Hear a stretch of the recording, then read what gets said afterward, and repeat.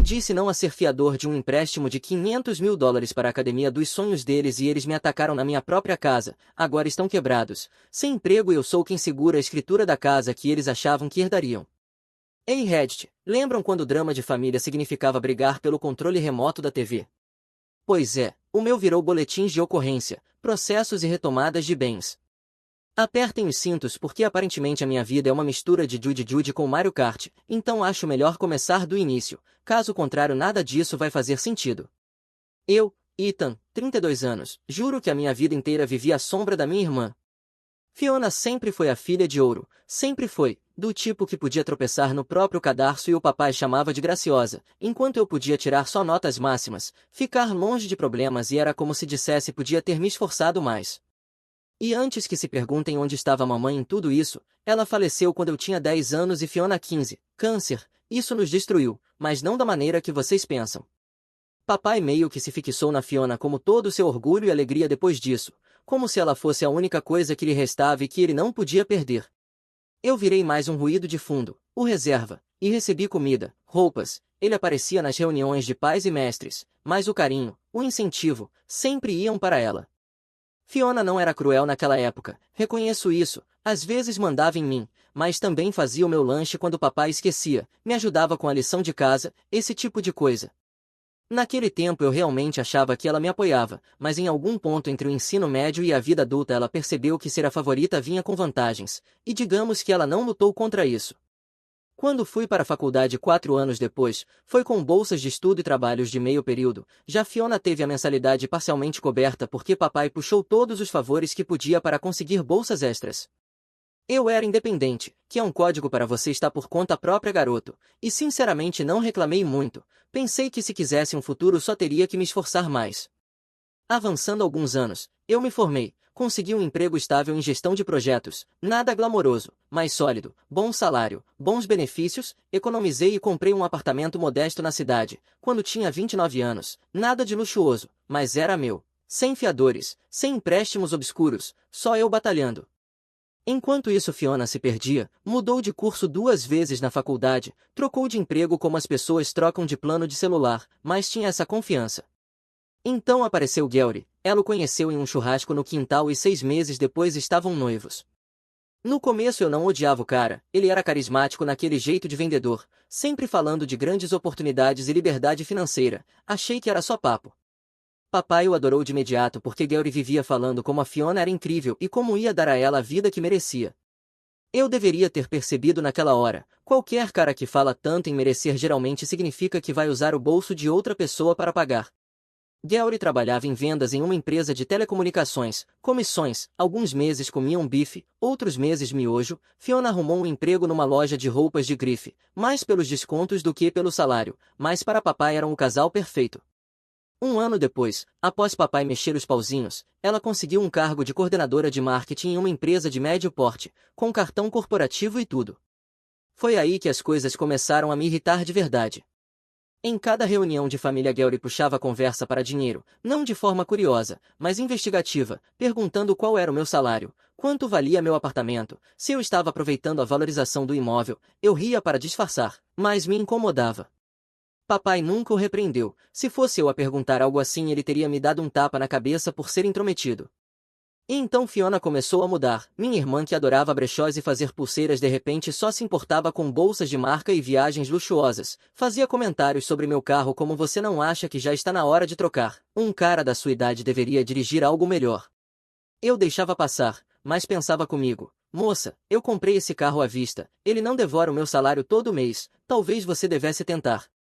Não percebi na época, mas isso montou o cenário. O pedestal da filha favorita, a obsessão de Gary por dinheiro, tudo pronto para explodir. E quando explodiu não foram apenas discussões ou silêncios, ficou violento, mas vou chegar lá. Tudo que posso dizer agora é o seguinte, se você acha que sangue automaticamente significa lealdade é porque nunca teve uma família como a minha. Tudo começou num domingo que deveria ser normal, fui até a casa do papai para o jantar, ele ainda mora na mesma casa antiga em que crescemos, só que agora parece um museu, o mesmo carpete feio, os mesmos degraus rangendo, a mesma poltrona praticamente moldada ao corpo dele, ainda trato o quarto antigo da Fiona como um santuário, o meu virou depósito antes mesmo de eu terminar a faculdade. Enfim, entrei e o clima estava estranho. Fiona estava sentada à mesa parecendo que ia anunciar candidatura. Gary ao lado sorridente puxando cadeiras, enchendo o copo do papai. Ele só age assim quando quer alguma coisa. E claro, depois da conversa fiada e da lasanha, ele pigarreou como se fosse fazer um discurso presidencial. Então Ethan, ele começou, Fiona e eu estamos trabalhando em algo grande. Vamos abrir um negócio. Ele se recostou como se tivesse acabado de resolver a fome mundial. Fiona concordava como uma animadora de torcida. Papai sorria orgulhoso como se visse sua filha preferida receber um prêmio. Eu o interrompi antes que pudesse lançar uma palestra estilo TED. Deixe eu adivinhar, vocês precisam de dinheiro. Gary riu alto demais como se eu tivesse contado a piada do século. Não dinheiro, só uma ajudinha. Veja bem, eu tenho pesquisado sobre a indústria do fitness.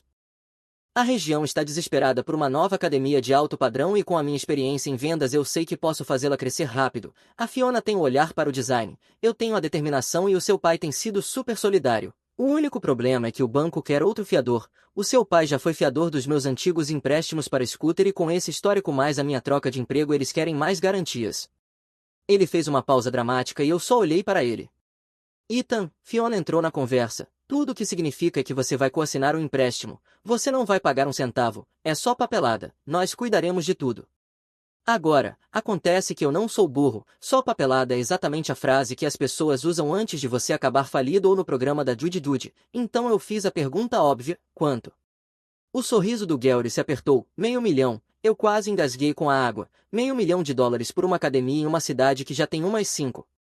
Fiona revirou os olhos. Isso não é apenas uma academia, é um centro de estilo de vida, bar de sucos, spa, o pacote completo. Não seja tão negativo o tempo todo.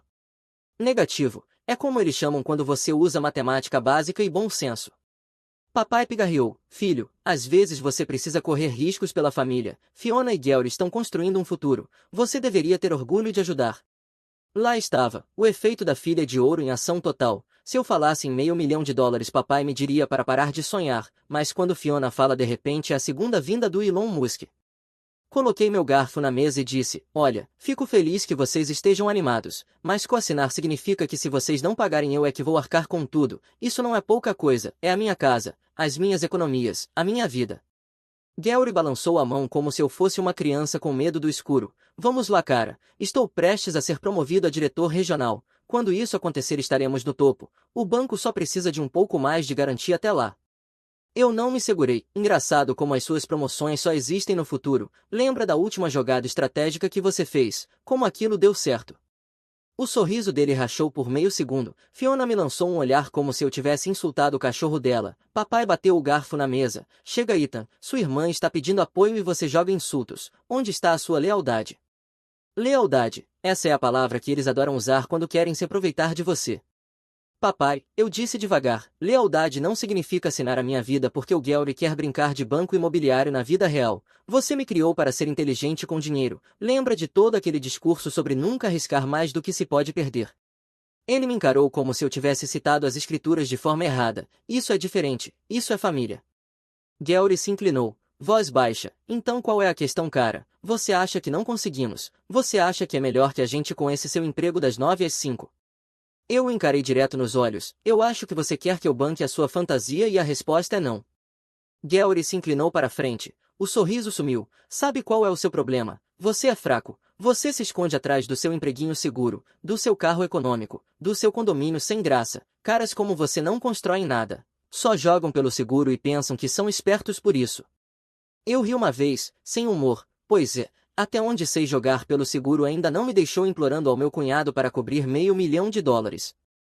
Silêncio. Fiona parecia prestes a me jogar o garfo. Papai balançava a cabeça resmungando sobre como eu era decepcionante. Gary apenas se recostou sorrindo como se achasse que tinha vencido esse round. Como se já tivesse decidido que isso não tinha acabado.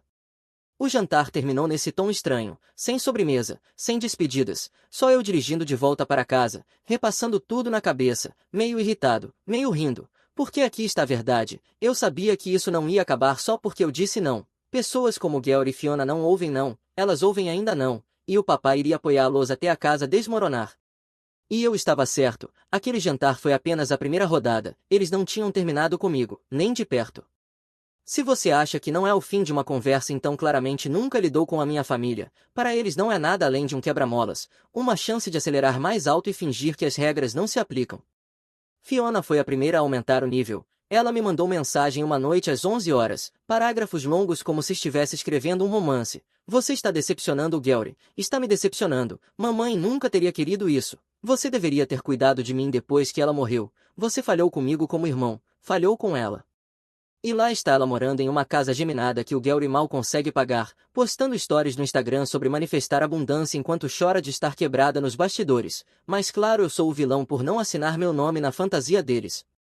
Mas a cereja do bolo foi o Gary decidir que aparecer no meu trabalho era uma boa ideia. Imagine a cena, estou entrando no saguão e lá está ele encostado no balcão em um blazer apertado como se fosse o Jordan Belfort. Minha recepcionista parecia 2 segundos de chamar a segurança. Entramos numa sala de reuniões e ele bateu na mesa uma pasta cheia de papéis do empréstimo como se fosse um bilhete premiado. Você assina isso e está tudo resolvido. Ninguém vai ligar, é só papelada.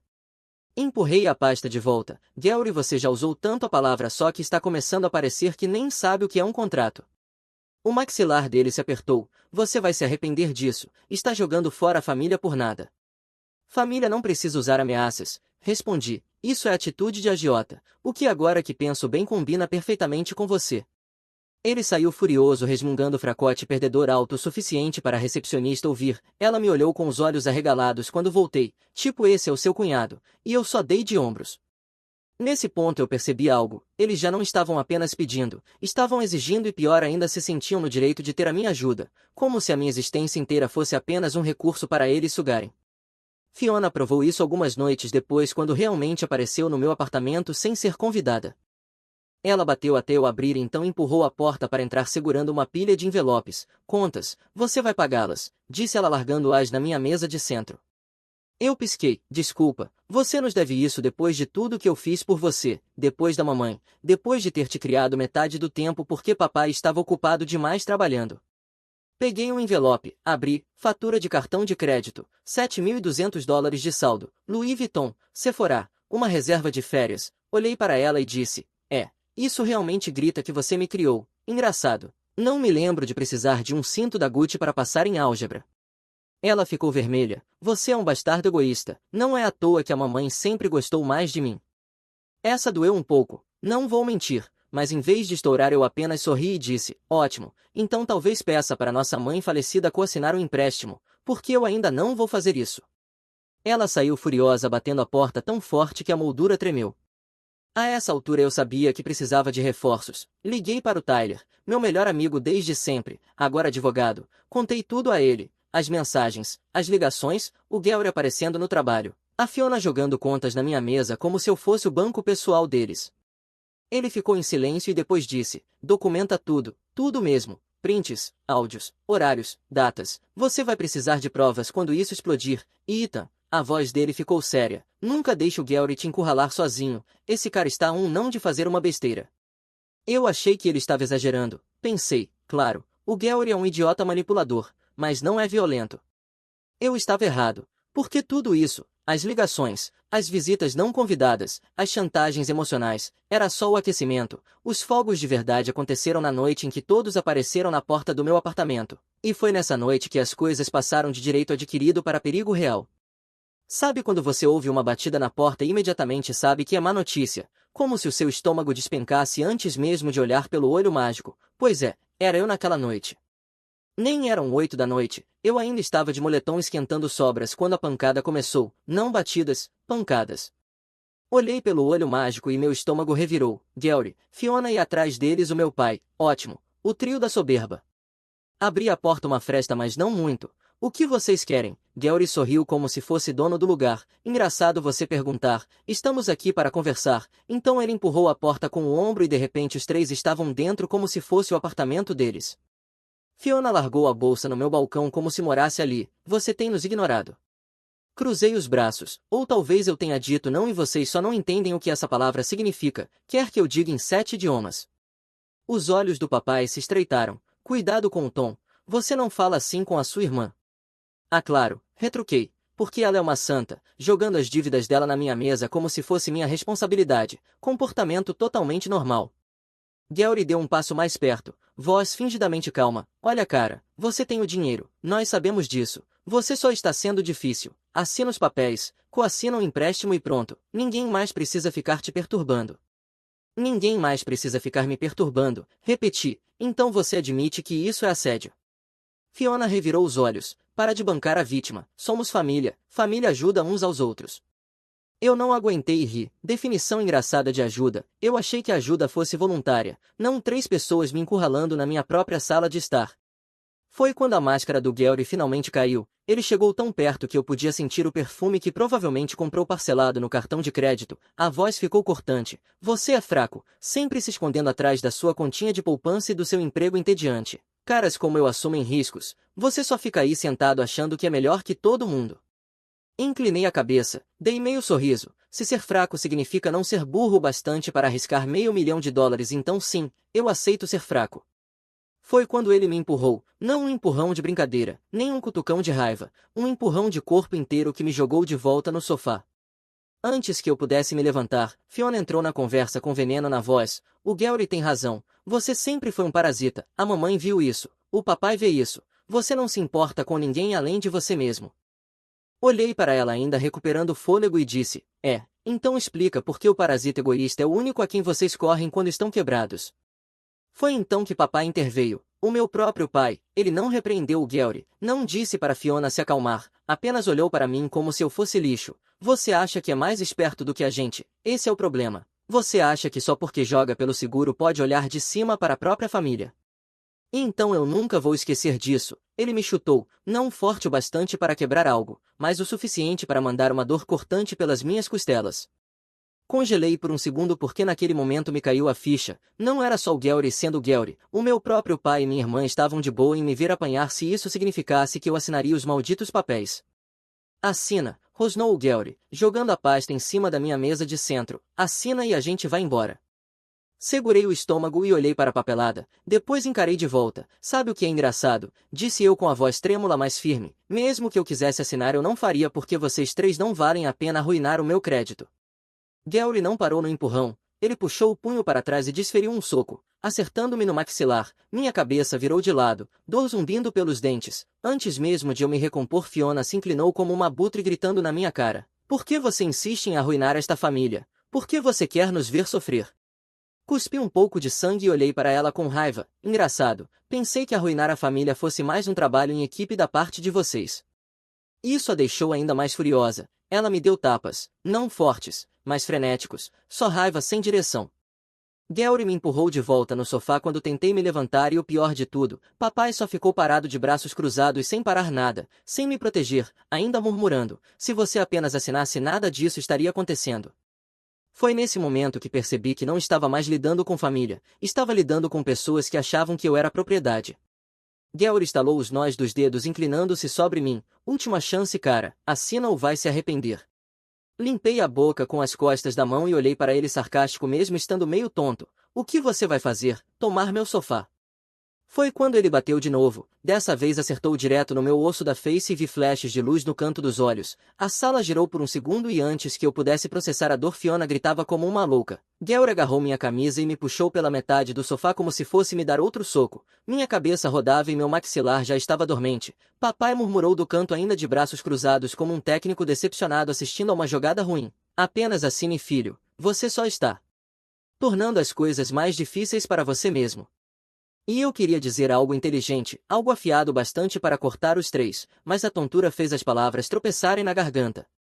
Antes que eu pudesse responder, a porta do apartamento rangeu e se abriu, e uma voz familiar chamou, trouxe batatinhas, se vocês animais comeram todos os salgadinhos de pizza antes de eu chegar, vamos brigar. Tyler. Ele deu 2 passos para dentro e congelou. Os olhos dele pousaram no punho do Gary agarrado à minha camisa, meus lábios rachados, Fiona gritando a centímetros do meu rosto e papai pairando como o árbitro mais inútil do mundo. A sacola de compras caiu da mão dele no chão com um baque. Bem, disse devagar, isso definitivamente não é noite de Mario Kart. Gary se virou. Quem diabos é você? Tyler piscou para ele. Quem sou eu? O cara cuja noite você acabou de arruinar, também o cara que vai processar você para valer em uns 5 minutos. Ele entrou casualmente como se tivesse acabado de chegar a uma festa surpresa em vez de um assalto. Tyler, Crocitei. Minha voz soava patética, rachada e fraca, mas consegui. Estou te vendo, disse ele, acenando para mim como se eu tivesse derramado bebida no tapete dele. O que eu te disse, cara? Você deixa palhaços entrarem no seu apartamento e eles vão fazer malabares com o seu rosto e cá estamos. Fiona disparou contra ele. Isso não é da sua conta, isso é coisa de família.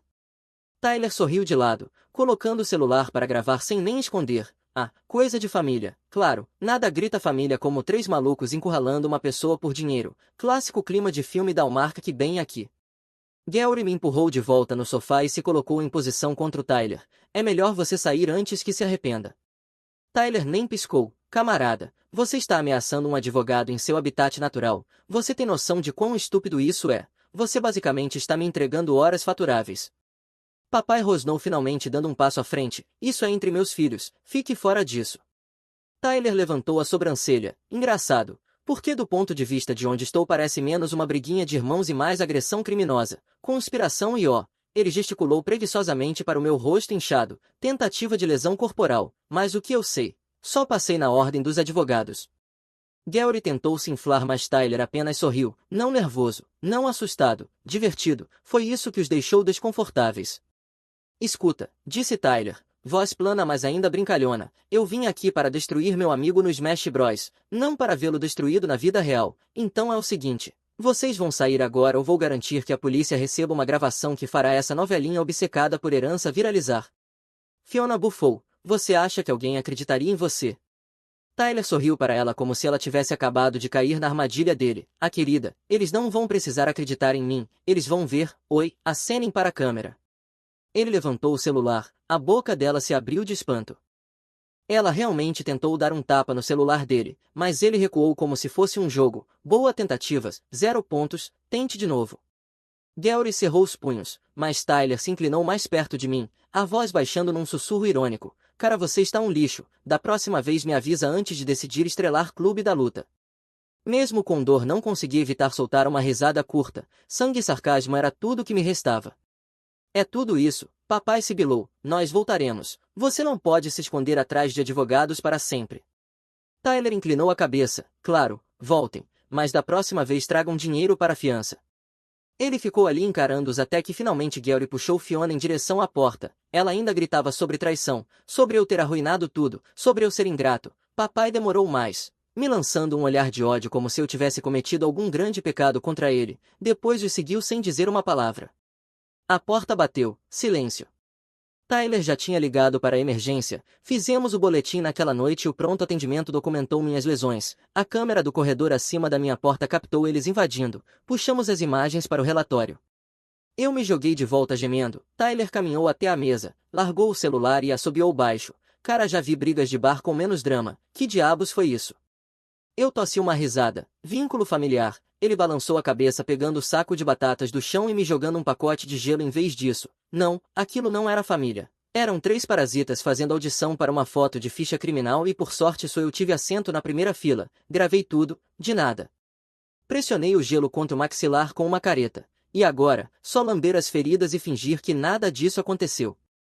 Tyler sorriu de lado. Ah não, agora vamos acabar com isso. Você deixou eles te tratarem como um caixa eletrônico pessoal por tempo demais. Eles quiseram jogar sujo. Ótimo. Vamos jogar mais sujo. E quando eu terminar eles vão desejar ter ficado só no banco imobiliário. Ele se recostou puxando o laptop como se fosse hora do jogo. Mas primeiro Mario Kart. Por que você parece precisar de um reforço de ego depois que o Gary transformou seu rosto em arte abstrata? Eu gemi, mas pela primeira vez naquela noite senti um pouco de alívio. Se alguém podia transformar esse pesadelo em vingança era o Tyler. Ele colocou o laptop na mesa de centro como se fosse invadir o Pentágono. Certo, disse ele estalando os dedos de forma dramática. Esses palhaços acham que socos e gritos funcionam. Vamos ver como eles lidam com matemática, papelada e formulários do governo. Muito mais assustadores que o soco do Gary. Eu me recostei com o saco de gelo pressionado na bochecha. O que você é agora, meu Batman pessoal? Mais como seu contador sarcástico que na verdade passou no exame da ordem. Ele retrucou. Agora cala a boca e deixa eu trabalhar. Ele começou a digitar como um possuído. Nas 2 semanas seguintes puxou o que pôde de registros públicos, ônus do UCC, julgamentos do condado e registros corporativos, e começou a montar o quadro. Seu cunhado, disse ele girando a tela para mim, É basicamente uma fábrica de fraude. Lembra daquela ideia idiota de aluguel de patinetes que ele tentou lançar? Registros públicos do UCC e um julgamento do condado mostram que ele pegou empréstimos de negócios que listavam seu pai como fiador e depois deu calote. Se isso for parar no tribunal, o Gary encara cobranças e talvez fraude. Depende do que os papéis do banco mostrarem. Eu assobiei. Então ele está quebrado e trapaceiro. Quebrado, trapaceiro e estúpido. Corrigiu Tyler. A melhor combinação para arruinar alguém.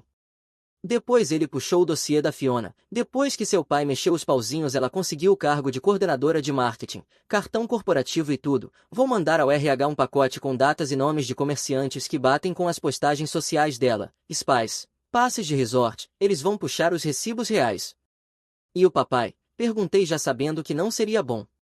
Tyler sorriu. Essa é minha parte favorita. Ele está anos atrasado nos impostos. Já existem ônus fiscais estaduais registrados e aqueles antigos empréstimos coassinados viraram julgamentos e ônus. Vamos enviar uma denúncia ao Departamento de Receita Estadual e ao IRS. Não é instantâneo, mas quando a máquina gira ela não para. Eu pisquei. Como você sabe fazer isso? Faculdade de Direito, disse ele convencido. Além disso, sua família é burra demais para encobrir rastros. Grande parte disso está em registros públicos. O resto veio como denúncias. Nas semanas seguintes, os dominós começaram a cair. Gary foi o primeiro atingido. Cobradores de dívida começaram a explodir o celular dele e Tyler entrou com uma ação civil por danos depois que registramos o boletim, o que empilhou ainda mais honorários jurídicos em cima do barco já afundando. Ele tentou postar no Facebook sobre ter sido traído pela família, mas Tyler fez questão de que os credores vissem. Em poucas semanas o Gary já tinha ônus registrados contra ele e o carro foi retomado direto da garagem. Acho que ele pode começar um negócio de patinetes de novo, brincou Tyler quando soubemos. Depois foi a vez da Fiona. Tyler enviou um pacote organizado ao RH dela, capturas de tela das postagens mais datas e comerciantes correspondentes. O RH puxou os recibos reais. Em 2 semanas a chamaram e pouco depois ela foi escoltada para fora do escritório com uma caixa nas mãos. Ela apareceu no meu apartamento gritando que eu tinha arruinado a vida dela. Eu apenas me apoiei no batente e disse, não, você arruinou com massagens de pedras quentes. Tyler quase engasgou com o refrigerante quando ouviu isso. Depois foi a vez do papai, a grande. Primeiro chegaram os avisos do Departamento de Receita Estadual. Depois de alguns meses começaram a chegar as cartas do IRS, anos de declarações atrasadas e multas. Além daqueles antigos empréstimos coassinados que viraram julgamentos e ônus. Tyler enviou as denúncias anonimamente, mas não demorou para papai juntar 2 e 2. Ele subiu à minha porta com o rosto vermelho agitando a carta como se fosse falsa. Você acha que isso me assusta? Ele gritou. Não, respondi calmamente. A parte em que eles bloquearem suas contas vai te assustar. Ele tentou argumentar, mas o telefone começou a tocar com números desconhecidos. Advogados de cobrança. Tyler sussurrou atrás de mim. Esse é o som do Carmen espera. Nas semanas seguintes tudo desmoronou. As contas do papai foram congeladas. O crédito do Gary afundou tanto que ele não conseguia nem alugar um apartamento. Os ex-colegas da Fiona espalharam sobre a fraude dela e toda a candidatura de emprego que enviava era motivo de riso. Tyler garantiu que nada disso acontecesse em silêncio. Entrou com processos em meu nome pelos danos da agressão, empilhados com as provas que ele havia coletado. Ver o Gary se contorcendo no tribunal enquanto o juiz o chamava de imprudente foi quase melhor que pay-per-view. Você está se divertindo demais com isso, murmurei para Tyler numa noite enquanto comíamos pizza no meu sofá. Ele sorriu. Ei, eu te avisei. Vingança legal é lenta, chata e absolutamente brutal. Essas pessoas vão lidar com as consequências por anos. As dívidas do Gary não vão desaparecer. A Fiona está queimada na indústria. E o seu pai? Ele acabou.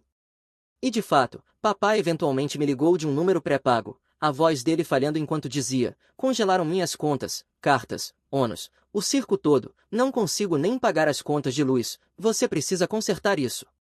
Recostei-me na cadeira, coloquei no viva voz para o Tyler ouvir e disse, engraçado, quando você apareceu na minha porta com os punhos não estava preocupado com o meu teto, se vire, e então desliguei.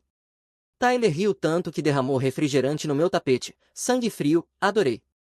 No fim daquele mês eles estavam todos em queda livre, Gary lutando contra processos e dívidas, Fiona desempregada e humilhada, papai encarando o IRS sem nada sobrando, os chamados filhos de ouro haviam se tornado desastres ambulantes.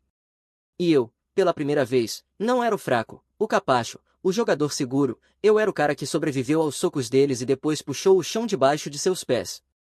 Tyler me olhou uma noite, sério pela primeira vez, sabe qual é a melhor parte? Você não apenas venceu, você garantiu que eles nunca mais subam de novo nos seus ombros, você está livre. Eu não respondi de imediato, só fiquei ali olhando para o teto, sentindo-me mais leve do que em anos. Descobri que a melhor vingança não é gritar ou brigar ou até devolver socos. É sentar no seu sofá com uma fatia de pizza enquanto as pessoas que te chamaram de fraco lutam para sobreviver aos próprios desastres. E honestamente, isso parecia muito bom. Mas a história ainda não tinha acabado. Uma semana depois recebi uma ligação do meu avô. Ele não era do tipo de desperdiçar palavras. Então quando disse vem aqui, precisamos conversar, eu soube que vinha coisa grande.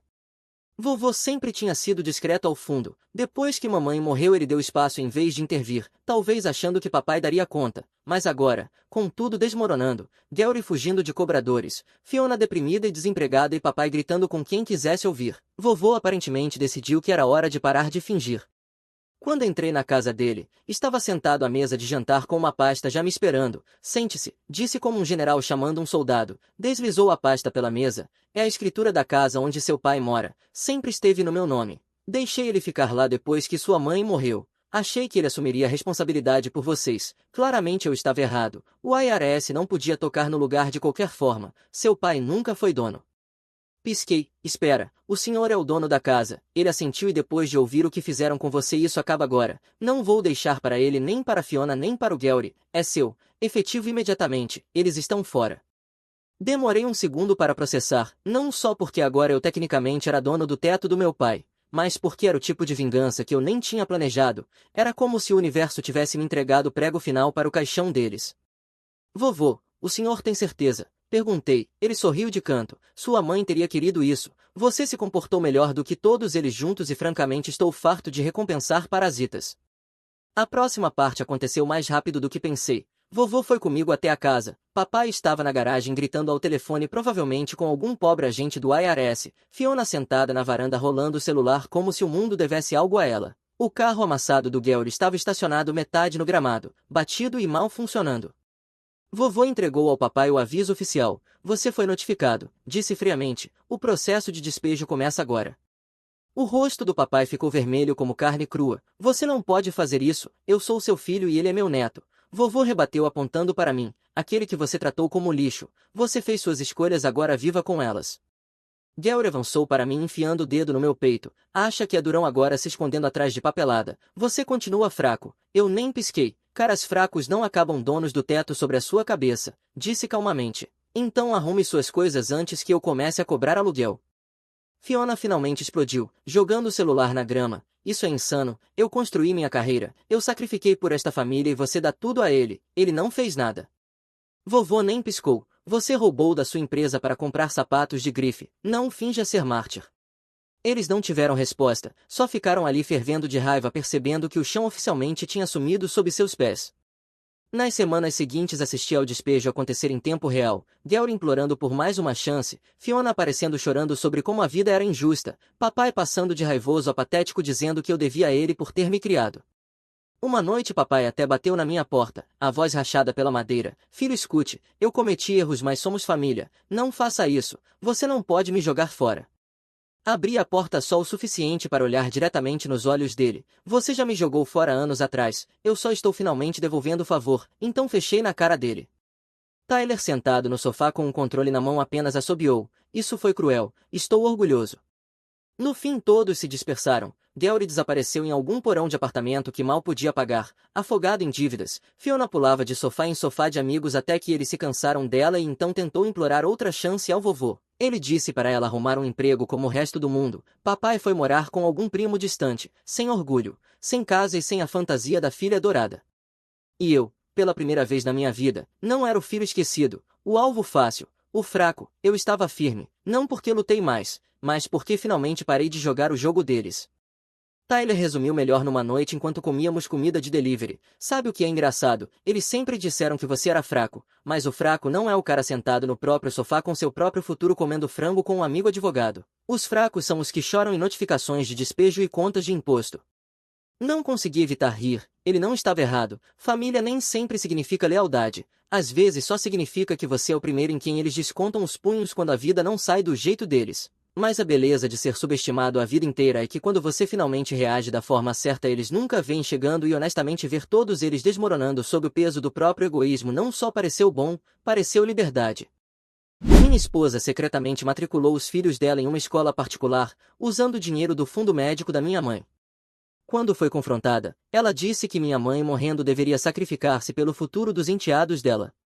Jogue fora porque meu primo segue minha conta principal e eu não quero que isso se ligue ao meu trabalho diário no celular.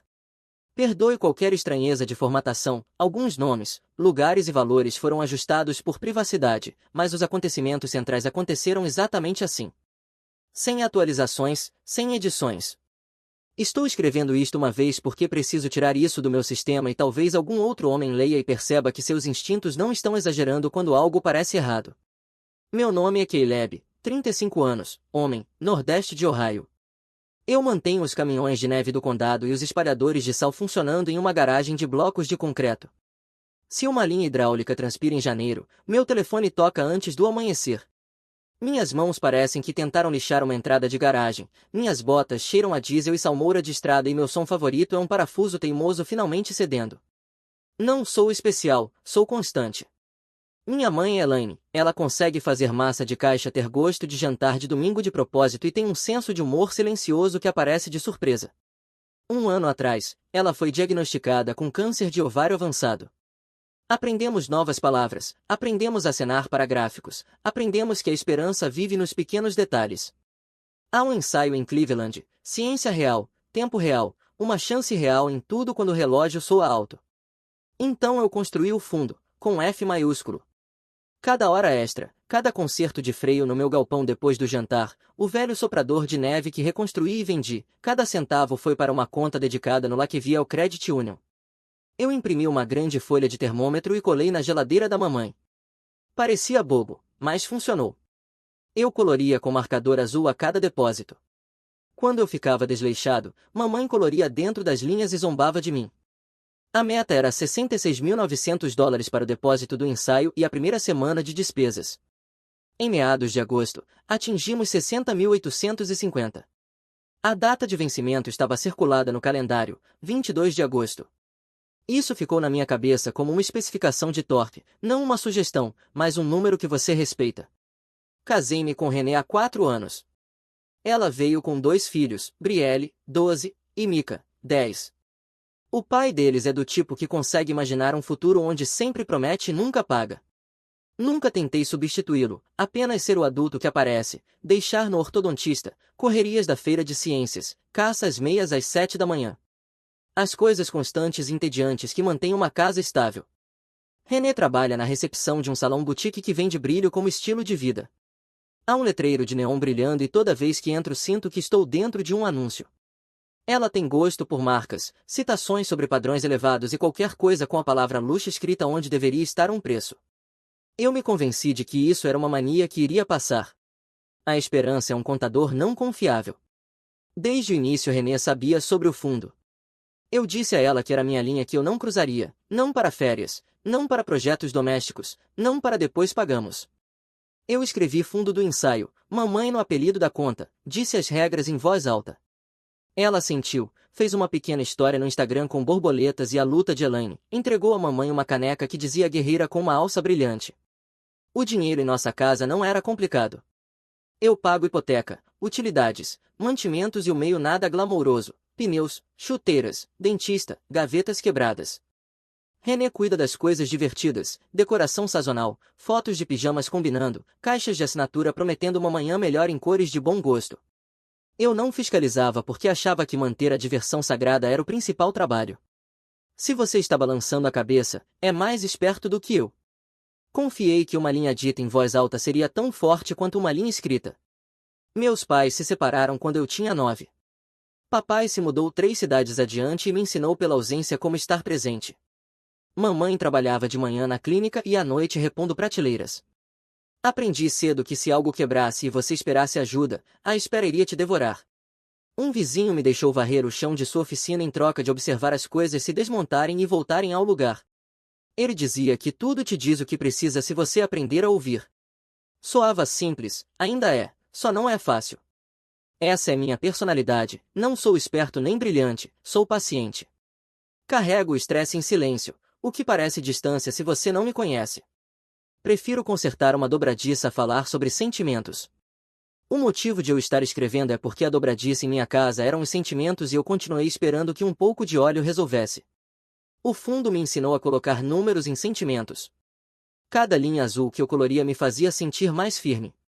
Quando eu via pessoas online aplaudindo roupas combinando e viagens de fim de semana compradas com contas adiadas, eu sentia o oposto. Pequenos depósitos são declarações silenciosas. Muitos deles em sequência dizem quem você é sem discurso. É estranho dizer que uma conta bancária me ensinou algo, mas ensinou. Era uma terça-feira, ar pesado, o tipo de calor que faz até o asfalto parecer cansado. Eu estava debaixo de um nivelador quando o bolso da minha camisa vibrou 3 vezes como um marimbondo preso. Saque do Lakeviel 20.400, saque do Lakeviel 22.700, pagamento pendente do Lakeviel ao Thorne Reed Academy. Por um segundo os números não faziam sentido, então meu estômago despencou e meus ouvidos começaram a zumbir.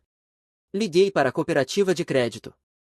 A pessoa foi gentil daquele jeito cuidadoso que se usa quando você não sabe qual parte da gola está pegando fogo. As transações foram autorizadas pelo meu login com autenticação de 2 fatores. Eu disse que estava deitado embaixo de um equipamento do condado, não em um computador. Eles sugeriram registrar um boletim de ocorrência se fosse doméstico. Dirigi para casa ainda com meu macacão de trabalho. René estava na cozinha escrevendo Brielle em letras de bolha em uma lancheira de metal. Sobre a mesa havia 2 blazers com brasões, saia xadrez, sapatos de couro que já pareciam orgulhosos de si mesmos e um folheto brilhante com uma foto do campus tão polida que parecia enxergar o próprio reflexo. "O que você fez?" Perguntei, firme demais, do jeito que você fala com um macaco hidráulico quando ele está escorregando. René sorriu como um cartaz de campanha. "Eu matriculei as crianças em Althorne Reed. Conversamos sobre querer o melhor para eles. Escola pública é o mínimo, isso é investimento. Você usou o fundo. O dinheiro do ensaio da minha mãe?" Ela nem piscou. "Sua mãe tem quase 60 anos, Caleb, ela teve a vida dela. Nossos filhos estão apenas começando. Você precisa ser homem e priorizar sua casa. Pare de deixar a situação da sua mãe manipular você." Senti algo frio subir pelos meus braços. Ela não está me manipulando. Há um depósito a vencer, estamos a poucos dias. Então é um momento infeliz. Portas abrem e fecham. Eu tomei uma decisão porque alguém precisava liderar. Mais tarde, ela disse a Brielle e Mika, autossuficiente para eu ouvir: "Vamos para uma escola que valoriza a excelência porque eu lutei por vocês." Às 8h30 meu telefone começou a vibrar com capturas de tela. Publicação no Instagram, René posando com uniformes, legenda, decisões difíceis hoje, mães fortes as tomam, ciclos geracionais terminam aqui.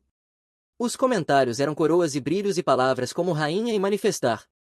Alguém encaminhou um fio onde ela escreveu: "Alguns homens acham que poupar significa acumular, eles não entendem investir em crianças, a mãe dele o mantém pequeno com culpa." Essa frase ficou na minha língua como metal. "Reembolse", eu disse. "Ligue para eles. Reverta o que você fez." René riu uma vez sem humor. "Depósitos não são reembolsáveis." Está feito. O feed dela naquela noite parecia uma história de campanha com as crianças segurando um estandarte de Althorne Reed. Quando uma mãe acredita, portas se abrem. Ela colocou uma enquete: "Você investiria no futuro dos seus filhos mesmo que significasse tomar decisões impopulares?" As opções eram obviamente claro que sim. Brielle perguntou se a escola tinha clube de robótica. Mika perguntou sobre pãezinhos de canela como na foto do folheto.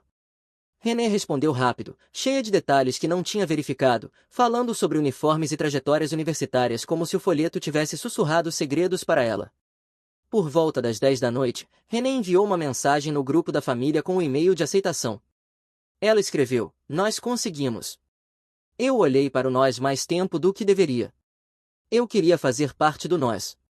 Só queria que o nós incluísse a chance da minha mãe. Ohio tem consentimento de uma parte. Conferi antes de fazer café na manhã seguinte porque não podia confiar na memória para me salvar. Coloquei meu telefone sobre a mesa, apertei gravar e perguntei: "Por que você usou o fundo?" René disse clara como um sino: "Porque sua mãe morrendo deve sacrificar-se pelo futuro dos netos dela." Você podia ouvir a caneta dela clicando na gravação. Quase deixei o telefone cair. Imprimi tudo, extratos bancários com os saques, destaquei a autorização ACH com meu número de roteamento, retirado da gaveta do talão de cheques, e uma assinatura rabiscada que parecia feita por uma criança enquanto andava de caminhão. Um e-mail das admissões de Elthorne Reed, boas-vindas com um presente de confete. Um segundo e-mail agradecendo nossa família por se juntar à Parent Alliance por $2.450. Um recibo de uniformes de $2.180 que incluía 2 suéteres extras e um cinto de couro que ninguém pediu. Fiz capturas de tela das postagens de Renée, capturas de comentários onde ela dizia às pessoas que eu era mesquinho e não valorizava a educação. Alguém me encaminhou uma mensagem do chat HRA-25, onde ela escreveu: ele está preso em pensamento de cidade pequena, eu tive que assumir. Guardei tudo em uma pasta chamada Tribunal e fiz um fichário de papel porque pixels desaparecem e papel continua pesado. Dirigi até Elthorne Reed. O prédio tem colunas como um tribunal e um sino que toca mesmo quando ninguém está do lado de fora, como se lembrasse o ar de que existe. Expliquei calmamente: pagamentos não autorizados de um fundo médico, falsificação de consentimento, exigência de suspender todas as ações. O sorriso profissional da pessoa das admissões desapareceu. Vamos acionar o setor jurídico, depósitos não são normalmente reembolsáveis. Eu disse a palavra fraude como se fosse uma especificação de torque, lenta e exata. Eles pararam de dizer o que era típico. Então fui ao meu advogado. Coloquei o fichário sobre a mesa. Meu advogado leu em silêncio, fez 3 perguntas e disse: vamos entrar com moções de emergência para uma ordem de restrição financeira, controle exclusivo da conta médica e ordens para impedir a escola de processar os fundos. Também registraremos um boletim de ocorrência porque o banco vai querer o número. As frases caíram como porcas de roda em uma bandeja. No Lakeviel, sentei com uma pessoa que parecia manter balas na mesa para que as pessoas tivessem onde colocar as mãos. Bloqueamos a conta, transferimos o saldo restante para um número totalmente novo sem acesso online e desligamos o login antigo. Configurei a autenticação de 2 fatores com aplicativo em vez de mensagem de texto. Saí com impressões de transações em caixas cinzas e a calma desagradável que segue uma decisão. De volta para casa, René estava filmando uma história ao lado da placa de neon do salão. Às vezes liderança não é popular, eu escolho excelência para meus bebês. Alguém tinha adicionado um filtro de brilho. Eu salvei, capturas de tela. Não se esqueça, parei na casa da minha mãe. Ela estava assistindo um programa sobre pessoas reformando casas antigas. Ela baixou o volume, olhou para o meu rosto e perguntou o que aconteceu. Contei o suficiente para ser honesto e não tanto a ponto de drená-la. Ela esfregou meus nós dos dedos como quando eu era criança e os arranhava em uma cerca. Ela disse: nós vamos continuar. Não me pediu para perdoar nada, não me pediu para ser mais gentil do que os fatos. Isso ajudou mais do que qualquer discurso teria ajudado. Meu advogado explicou a diferença entre uma briga comum e uma emergência. Emergências são sobre parar o dano, não resolver cada parte do problema. Escrevemos as moções como sacos de areia. O boletim de ocorrência entrou em uma pilha com números que se ligavam a outros números. Eu costumava pensar que relatórios eram para pessoas que queriam fazer barulho. Agora entendo que são pontes que você precisará atravessar. Mais tarde naquela noite, escrevi os nomes de tudo em que gastamos dinheiro em uma semana normal: pão, leite, combustível, cartões de lavanderia para o prédio da minha mãe, taxas do clube das crianças. Piadas de pai para o grupo de bate-papo não custam nada, mas também as anotei porque preciso lembrar que ainda são boas no ar mesmo quando o livro-caixa parece um campo de batalha. A audiência de emergência caiu rápido. René chegou em um blazer creme, 2 tamanhos ambiciosos demais, e um colar dourado que dizia mama como uma marca. Ela carregava uma agenda com abas em tons pastéis e uma caneta que clicava como um metrônomo. O advogado dela fez a música sobre maridos controladores, recursos retidos e futuros das crianças. Eles chamaram o ensaio de especulativo. Usaram palavras como oportunidade para a escola e incerteza para a medicina, como se o universo tivesse garantido alguma vez qualquer coisa importante.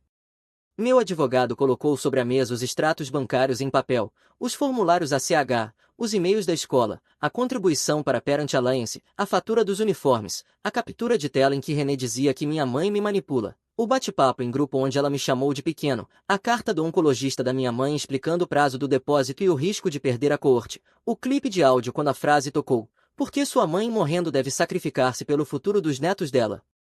A sala ficou quieta daquele jeito especial em que você consegue ouvir outra pessoa engolir. O juiz olhou para René e perguntou se ela fez aquelas transferências. Ela disse que realocou recursos da casa em direção à educação. O juiz perguntou se eu tinha consentido. Ela disse que teve que liderar porque eu estava preso no luto. O juiz não perguntou mais nada. Ordens, ordem imediata de restrição financeira, controle exclusivo do fundo do ensaio para mim, Autorne Reed proibida de processar quaisquer fundos ligados à nossa casa a menos que eu consentisse por escrito. Uma revisão forense dos saques e uma diretriz para que René não publicasse sobre o caso ou sobre minha mãe online. O juiz disse, senhora, a internet é prova, em um tom que eu gostaria de engarrafar e guardar acima da minha caixa de ferramentas. Nos degraus, René disse, você me envergonhou. Eu não disse nada. Tinha a ordem em uma mão e meu fichário na outra, que eram as únicas duas coisas que eu queria segurar.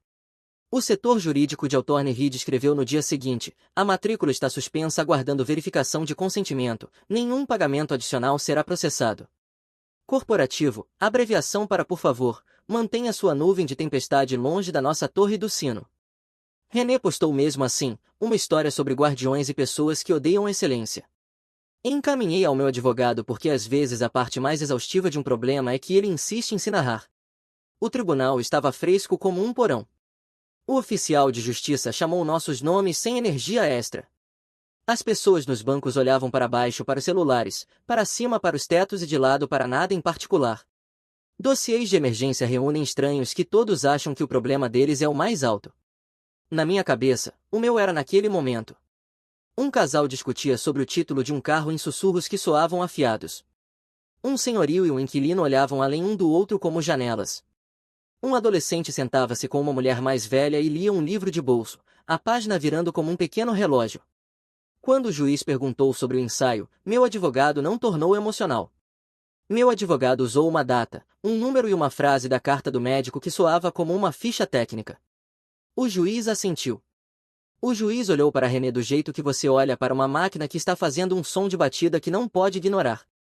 Eu vi o momento em que René tentou mudar para charme, o sorriso que ela usa em clientes do salão quando eles estão chateados com um erro de agendamento. Ele deslizou da sala como água em papel encerado. Quando saímos com a ordem, senti uma mistura estranha de fúria e alívio. Fúria porque eu odiava que um juiz tivesse que dizer a uma escola para não aceitar dinheiro de uniforme xadrez de um fundo médico. Alívio porque finalmente havia algo fora da minha boca dizendo não. Tirei uma foto do número do processo na ordem e enviei ao contato da cooperativa de crédito e ao e-mail de admissões, linha de assunto ordem judicial anexada. Você não pode presumir que alguém vai conectar os pontos para você, precisa traçar a linha com um marcador. Fechei todos os cartões conjuntos e todas as conveniências que transformavam meu trabalho no palco de outra pessoa.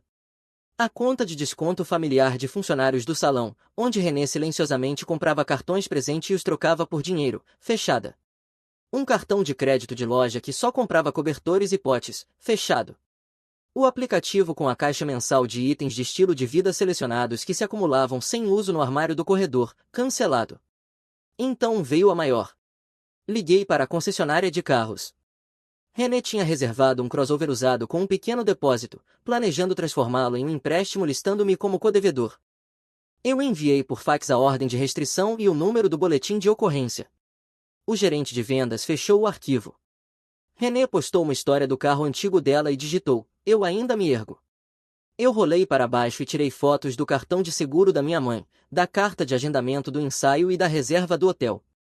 Papel útil vence palavras bonitas. 9 dias de cada 10 na cooperativa de crédito, as disputas ACH entraram na linha do tempo formal. Aprendi as janelas como se fossem mecânicas, autorizações arquivadas dentro de X dias, o banco investiga o motivo, créditos provisórios caem ou não, a parte contrária tem Z dias para responder. Configurei lembretes no meu telefone com etiquetas em letras maiúsculas. Nunca fui tão grato pela parte do meu cérebro que gosta de especificações de torque. Retirei meu nome da apólice de seguro do carro e pedi à seguradora que emitisse para René seus próprios prêmios. Faça contas mesmo quando as pessoas não fazem. Troquei o código do teclado da garagem, redefini o Wi-Fi, desconectei um tablet antigo que gostava de lembrar coisas que não deveria e movi documentos originais para um pequeno cofre na casa da minha mãe. Redirecionei qualquer correspondência com meu nome para uma caixa do tamanho de uma caixa de sapatos no correio. Nada disso é cinematográfico, tudo mantém seu equilíbrio quando o chão tenta se mover. A execução de pensão alimentícia não é rápida, mas é paciente. Enviei a eles capturas de tela de Darren postando suas tarifas de treinamento e agenda diária. Eles não se importam com legendas, se importam com números. Agendaram uma revisão. Uma ordem de penhora de salários se seguiu. Darren enviou mensagens para René com muitos pontos de exclamação e uma alegação de que eu havia interferido na vida dele. A vida dele vinha interferindo nos sapatos e nas contas de almoço de duas pessoas pequenas há anos. O sistema finalmente percebeu. O salão de René reduziu suas horas depois que um cliente reclamou de aparecer ao fundo de um vídeo. Ela postou um texto longo sobre resiliência e depois me enviou uma mensagem: "Você é mesquinho." Respondi uma vez: "Cumpra a ordem."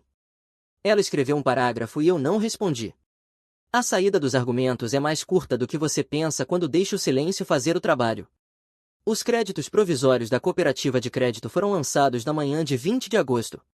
O Departamento de Contabilidade de Altorne Reed devolveu a contribuição para a Parent Alliance e anulou a compra dos uniformes depois que o conselho deles viu a ordem e o consentimento forjado. O número no fundo subiu como uma agulha saindo do vermelho. Fiz o depósito naquela tarde. A confirmação saiu quente na borda, um pequeno retângulo que poderia muito bem ter pesado 20 libras. Levei para a cozinha da minha mãe e coloquei sob um imã em forma de farol. Nós não moramos perto do oceano, mas mantemos um farol mesmo assim. Ele lembra que a luz pode fazer seu trabalho mesmo em um lugar que não parece precisar dela. Dirigimos para Cleveland antes do amanhecer em 22 de agosto. Minha mãe usava um moletom macio e segurava um pequeno cobertor no colo. Não conversamos muito na rodovia, às vezes o silêncio parece respeito. O check-in foi gentil, a pessoa atrás do balcão nos entregou uma prancheta e falou como se tivesse feito isso 1000 vezes sem se tornar insensível. Minha mãe apertou minha mão antes de levarem-na para dentro. Sentei-me em uma cadeira e observei o ponteiro dos segundos andar e contei as respirações que eu não estava tomando. Ela saiu cansada, mais quieta, mas com o mesmo olhar que tinha quando me via alinhar meus caminhõezinhos de brinquedo, orgulhosa de um jeito que faz sua garganta fechar. Voltamos para casa com o rádio baixo e as janelas entreabertas. Eu a deixei em casa, conferi a lâmpada da varanda e fiquei mais um minuto no degrau da frente para respirar um ar que parecia uma promessa cumprida. O modo de manutenção parece entediante de fora, mas não é. É levantar cedo para imprimir extratos e ver números no papel e não apenas em um retângulo luminoso. É tirar uma foto do verso do seu cartão de seguro porque de alguma forma é esse lado que você precisa na fila. É rotular uma pasta nomes de usuário e escrevê-los à mão porque você se recusa a dar a uma nuvem mais poder do que sua própria mesa. Também limpei nossa vida digital compartilhada, um serviço de streaming que eu esqueci que tínhamos porque o controle remoto nunca parava nele, um aplicativo que entregava vitaminas em copinhos e depois nos cobrava como se possuíssemos uma pequena franquia, uma assinatura que enviava itens de bem-estar que nunca abrimos. Nenhum desses sozinho afunda uma casa, juntos fazem a bomba de porão gemer. Trouxe meus hábitos de trabalho para casa. Codifiquei as abas do fichário por cores como codifico fios: verde para contas, vermelho para ordens, azul para evidências, amarelo para comunicação. Mantive um registro: data, o que aconteceu, o que enviei, quem recebeu, o que estou esperando. Quando minha cabeça tentava correr à frente e imaginar discussões, eu a forçava de volta ao registro. O que eu tenho que fazer a seguir é uma pergunta melhor do que como isso pôde acontecer. A segunda escolhe tempo, a primeira move o dia. Também contei a 2 amigos, não por conselhos, mas por responsabilidade. Um amigo da garagem, um amigo da Vrec League. Eu disse: se me virem girar, mandem-me olhar o fichário.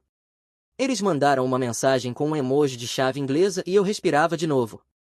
Capítulo 6. Começam os pedidos de súplica, e a linha que tracei com uma caneta.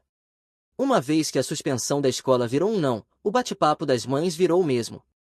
Pessoas que tinham postado coroas mudaram para pontos de interrogação.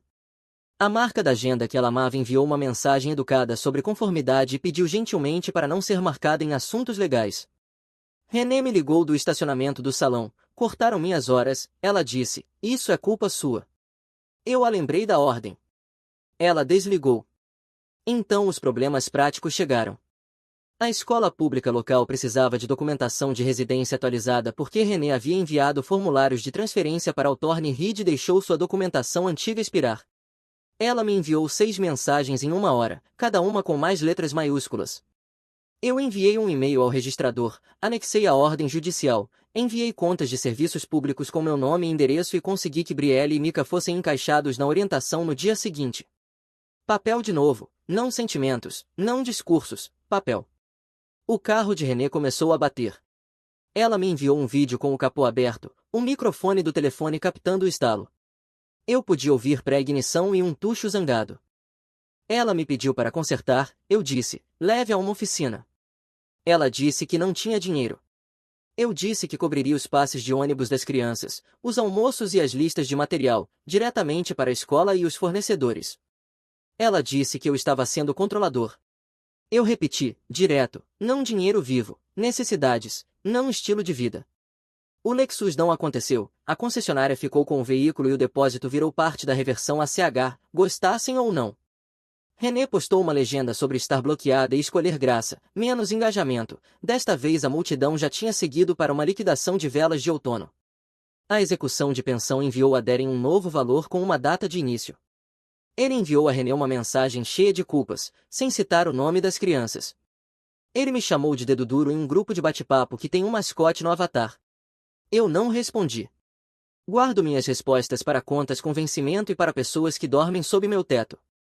Configurei uma entrega de supermercado para as crianças: pão, peru, queijo, maçãs, cenouras, iogurte, aveia, manteiga de amendoim, 1 ou 2 agrados, porque não se mantém uma casa só com fibras. Enviei o recibo pelo aplicativo do tribunal. Paguei a conta de luz diretamente. Continuei repetindo a frase: vou apoiar as crianças, não o seu gasto. Então veio a ligação, tarde da noite, depois de um dia longo em que reconstruí um controlador de sal e alinhei novamente a estrutura de um arado que uma guia da rua não gostou. A voz de René estava menor. Por favor, ela disse, estou curta no aluguel, o senhorio vai entrar com processo, por favor nos ajude.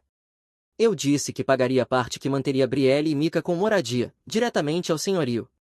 Eu disse que continuaria a pagar por necessidades diretamente às fontes.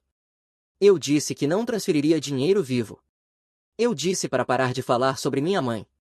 Eu disse para me mandar mensagens apenas sobre as crianças. Eu não fui cruel no tom, a crueldade, se houve alguma, estava na parte em que deixei de ser almofada sobre as escolhas dela. René me mandou uma foto das crianças à mesa com as compras que pedi. Obrigada, ela escreveu, sem pontos de exclamação. 10 minutos depois, você também pode me mandar dinheiro para gasolina? Eu não respondi. A linha estava traçada, e linhas não fazem o trabalho se você as transforma em sugestões. Quando alguém bate, Brielle me mandou uma foto de seu fichário com divisórias. O primeiro dia foi bom, ela escreveu. Mika me mandou uma foto do ponto de ônibus com uma legenda sobre como parecia cedo demais. Guardei essas pequenas provas de que o dia a dia pode continuar mesmo quando uma coisa grande tenta reorganizar os móveis. O dia da orientação escolar foi um lembrete de que crianças se adaptam mais rápido do que adultos pensam. Brielle encontrou a mesa de robótica em 5 minutos e fez 3 perguntas a um voluntário que eu não entendi, e depois virou-se e as traduziu para mim como uma língua que estava me ensinando. Mika viu um cartaz para futebol recreativo e assinou seu nome em uma prancheta como se estivesse dando um autógrafo que ninguém tinha pedido ainda. O conselheiro nos mostrou um cronograma e circulou 1 hora de tutoria que cabia no nosso horário de ônibus. Preenchi formulários que faziam as mesmas perguntas de 4 maneiras diferentes e as respondi 4 vezes, porque formulários não se importam com o seu sentimento de que você já escreveu isso. Tracei a rota do ônibus em papel e colei na parede acima do sapateiro. Coloquei pontos onde eles deveriam ficar quando a calçada ficasse escorregadia. Escrevi horários ao lado dos pontos. Mika perguntou por que eu fazia isso. Eu disse, porque ajuda seus pés a estarem onde sua cabeça quer estar. Ele deu de ombros do jeito que meninos de 10 anos dão de ombros e depois passou o dedo pelos pontos mesmo assim. Quando a batida no carro de René virou uma luz, ela estacionou e pegou caronas de uma amiga. Ela ligou dizendo que a oficina orçou um valor que ela não gostou. Eu disse a mesma coisa que digo a mim mesmo, números não se importam com sentimentos. Conserte ou estacione. Ela me chamou de duro. Eu não respondi ao adjetivo, repeti os verbos. As entregas de supermercado viraram uma pequena rotina. Acrescentei bananas depois que Mika me mandou um emoji de banana com 3 pontos de exclamação, como um código.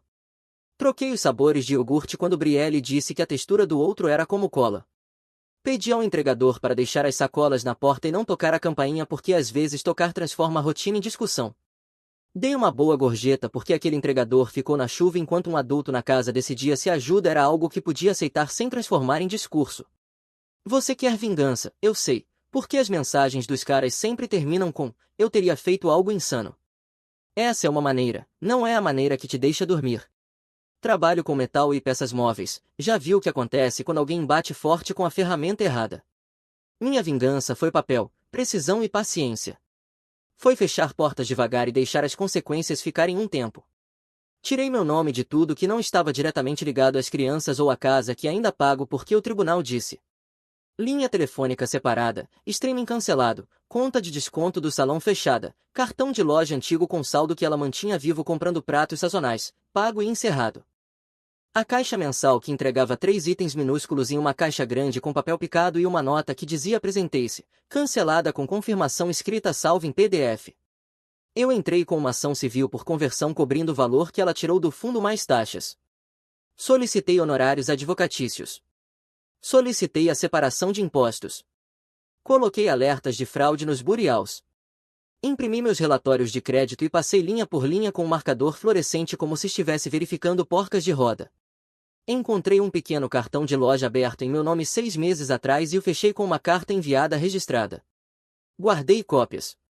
Rotulei envelopes. Não levantei a voz.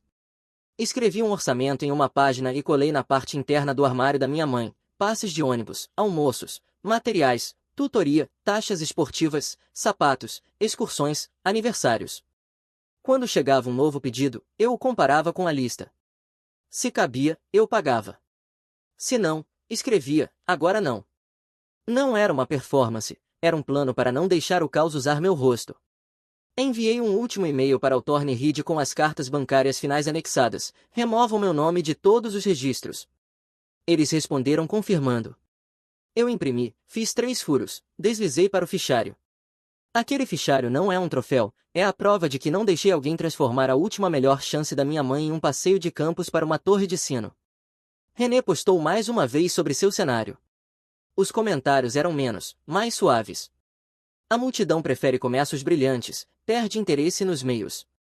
O salão anunciou uma vaga na recepção, não incluía o nome dela. Ela me enviou uma mensagem, todo mundo acha que sou problema agora. Eu respondi, seja firme para as crianças. Ela respondeu, você destruiu nossa família. Eu não engajei. Uma frase pode ser um anzol, você não precisa morder. 2 semanas depois do início das aulas, meu telefone tocou, era o senhorio novamente, outro déficit. Eu paguei o valor exato para impedir que papéis fossem protocolados, diretamente, e escrevi a habitação das crianças na linha de notas. Enviei a captura pelo aplicativo do tribunal e coloquei o recibo atrás da aba do fichário que diz habitação prática.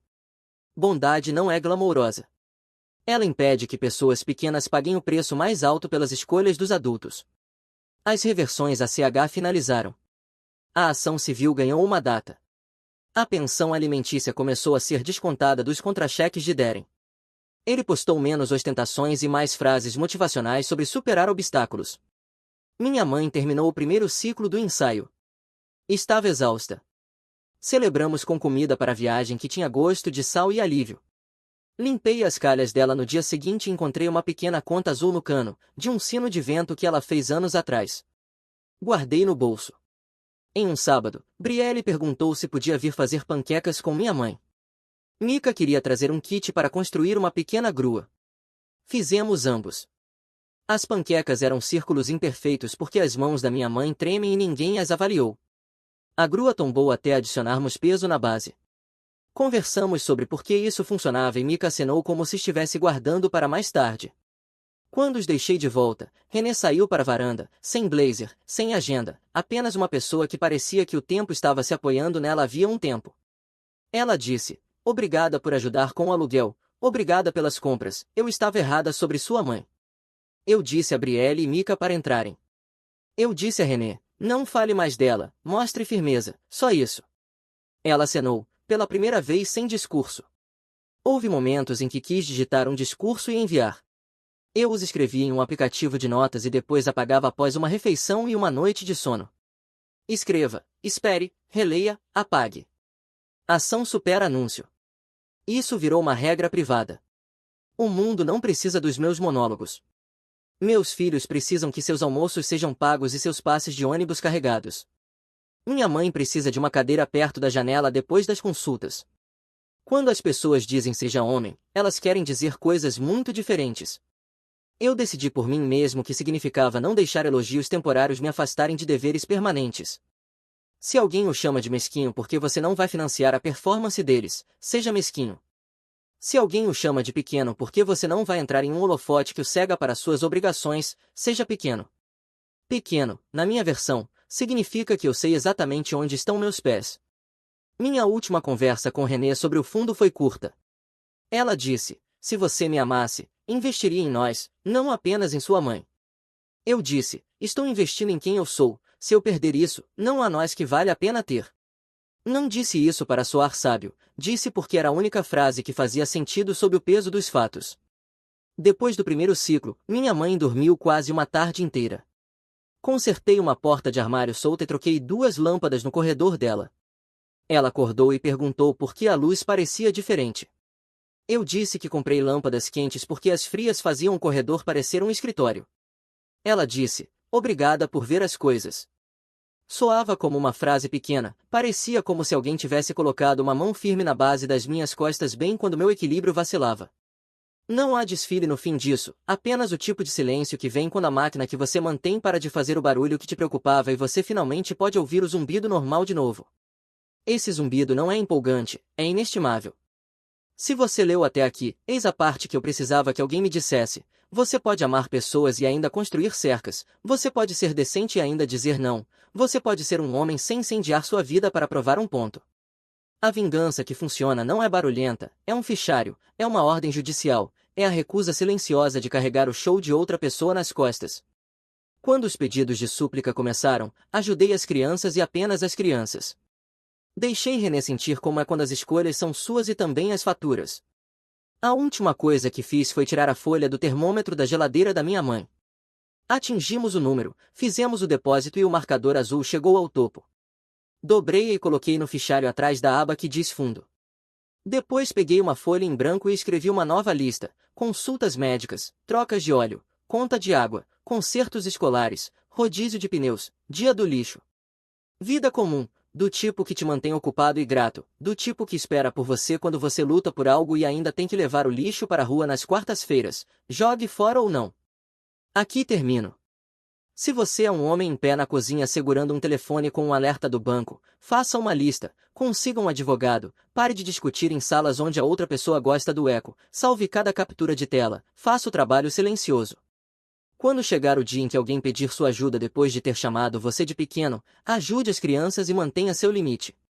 Você vai dormir, sua mãe terá sua chance, e o som que você lembrará não será o de um sino em uma escola particular, será o de um parafuso teimoso finalmente cedendo limpo.